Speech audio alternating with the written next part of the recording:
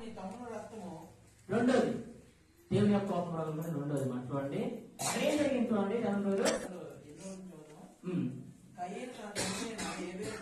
ఆదాముకి ఎవరికి బిడ్డలు పుట్టారు? కయ్యను హేబేలు ఇద్దరు కుమారులు.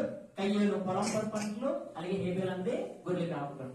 కాబట్టి సమయానికి దేవుడికి అర్పించేందుకు వారిద్దరు కూడా ఎరువు కూడా తెచ్చిన అర్పణలోని హేబేలు అర్పణ దేవుడు రక్ష పెట్టడం ద్వారా దాన్ని స్వీకరించడం ద్వారా కయ్యూనికి కోపము వచ్చింది.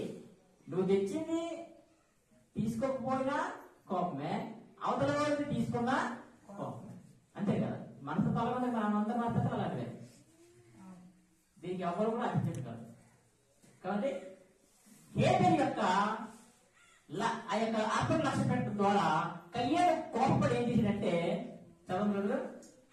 కయ్యను తన తమ్ముడైన హేబేలుతో మాట్లాడిన వాడు పొలంలో ఉన్నప్పుడు కయ్యను తన తమ్ముడైన హేబేలు మీద పడి అతను చంపాను. కోపంతో చంపివేశాడు అనమాట. కయ్యను అన్నయ్య తమ్ముడిని హేబేలుని చంపాడు. యెహోవా నీ తమ్ముడైన హేబేలు ఎక్కడున్నాడు కయ్యను అడుగుగా అతడు నేను ఎలుగును నా తమ్ముడికి నేను కావలి వాడిన ఆయన పొందవచ్చు. అప్పుడు ఆయన